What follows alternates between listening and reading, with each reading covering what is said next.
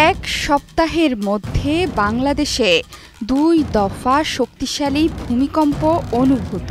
কিসের ইঙ্গিত দিচ্ছে বাংলাদেশকে এই কম্পন? যেন সতর্কবার্তা দিয়ে গেল রাজধানী ঢাকাকে। বিশেষজ্ঞদের মতে সামনে আর কিছুটা শক্তিশালী ভূমিকম্প হলে ধ্বংসস্তূপে পরিণত হবে বাংলাদেশের রাজধানী। মঙ্গলবারের ভূমিকম্পটি হয়েছে চীনের তিব্বতে। শক্তিশালী এই ভূমিকম্প কাঁপিয়ে দিল বাংলাদেশের রাজধানীকেও। ঢাকা থেকে ৬১৮ কিলোমিটার উত্তর পশ্চিমে চীনের শিয়াং অঞ্চলে এই ভূমিকম্পটি হয়। বাংলাদেশ সময় মঙ্গলবার ৭টা ৫ মিনিটে কেঁপে ওঠে বাংলাদেশ সহ ৪টি দেশ। এর মাত্রা ছিল রিক্টার স্কেলে ৭.১। ভূমিকম্পের উপকেন্দ্র নেপালের লবুশ থেকে ৯৩.৯ কিলোমিটার উত্তর পূর্বে এবং তিব্বতের রিকাজে থেকে ১৬৩ কিলোমিটার পশ্চিম দক্ষিণ পশ্চিমে। এর উৎপত্তিস্থল ভূপৃষ্ঠের ১০ কিলোমিটার গভীরে।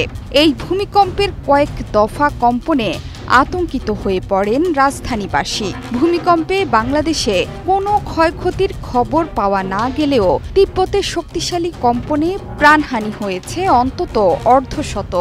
ভূমিকম্প শুধু চীন নয়, ভারত, নেপালেও অনুভূত হয়েছে। বস্তুত এর মাত্রা তীব্র হওয়ার কারণেই দূর থেকেও এটি অনুভূত হয়েছে বলে মনে করছেন বিশেষজ্ঞরা। এক সপ্তাহে বাংলাদেশে ২ বার ভূমিকম্প ভবিষ্যতের জন্য অশনি সংকেত। গত ৩ জানুয়ারি উত্তর পূর্ব মিয়ানমারে হয়েছিল ৫ মাত্রার ভূমিকম্প। সেটিও ঢাকায় অনুভূত হয়েছিল, যা ছিল মাঝারি মানের। কয়েক দফা কম্পনে আতঙ্কিত হয়ে পড়েছিলেন রাজধানীবাসী। মূলত বহু আগে পৃথিবীর সব স্থলভাগ একসাথে ছিল। পৃথিবীর উপরিভাগে কতগুলো অনমনীয় প্লেটের সমন্বয়ে গঠিত বলে ধীরে ধীরে আলাদা হয়ে গেছে তারা। এগুলোর নাম টেকটনিক প্লেট। প্লেটগুলো একে অন্যের সাথে লেগে থাকে।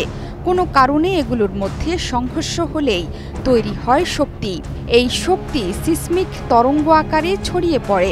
যদি তরঙ্গ শক্তিশালী হয় তাহলে সেটি পৃথিবীর উপরিভাগেও পৌঁছে যায়। তখনই অনুভূত হয় কম্পন। এক সপ্তাহে হওয়া দুটো ভূমিকম্পের উৎপত্তিস্থল হওয়া এলাকাগুলো এমনিতেই ভূমিকম্প প্রবণ হলেও বাংলাদেশেরও বিপদ আছে। কেন এমন শঙ্কা?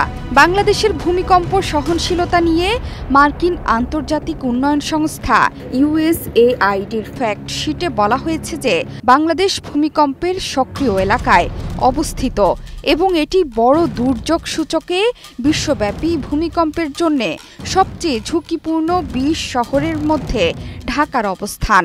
গবেষকদের মতে সাম্প্রতিক বছরগুলোতে দেশের বেশিরভাগ এলাকা জুড়ে ছোটখাটো কম্পনের ঘটনা বড় ভূমিকম্পের সম্ভাবনা তৈরি করে। ঐতিহাসিকভাবে ১৮৬৯ থেকে ১৯৩০ সালের মধ্যে ৭ মাত্রার বেশি ৫টি ভূমিকম্পে ক্ষতিগ্রস্ত হয়েছিল বাংলাদেশ। এর মধ্যে ১৮৮৫ এবং ১৯১৮ সালের ভূমিকম্পে যথেষ্ট ক্ষতি হয়েছিল বাংলাদেশের। এই অঞ্চলে ৭৫ বছর ধরে বড় ভূমিকম্প হয়নি। সে কারণেই একটি বড় ভূমিকম্পের সম্ভাবনা দেখছেন বিশেষজ্ঞরা।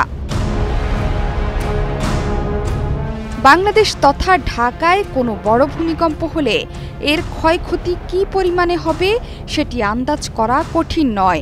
অপরিকল্পিত নগরায়ন, ভূমিকম্পের নিয়মনীতি তোয়াক্কা না করেই গড়ে ওঠা ভবন ধসে পড়তে সময় লাগবে মাত্র কয়েক সেকেন্ড। নেচার জিওসায়েন্স জার্নালে প্রকাশিত প্রতিবেদনে বলা হয়েছে, তেমন ভূমিকম্প ঘটলে তা এই অঞ্চলের ১৪ কোটি মানুষকে বিপদের মুখে ঠেলে দিতে পারে। ওই প্রতিবেদনের বরাত দিয়ে রয়টার্স লিখেছে, দুটি গতিশীল প্লেট পরস্পরের ওপর চেপে বসতে থাকায় সেখানে শক্তিশালী ভূমিকম্পের শক্তি জমা হচ্ছে। রয়টার্সের প্রতিবেদনে আরও বলা হয়েছে, বিশ্বের সবচেয়ে ঘনবসতিপূর্ণ ও অন্যতম দরিদ্র এই অঞ্চলে এ ধরনের একটি ভূমিকম্প মারাত্মক পরিণতি ডেকে আনতে পারে।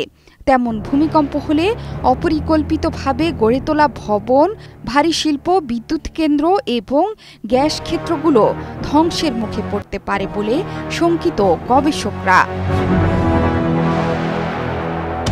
জোহরা চৌধুরী সেতু, ৭১।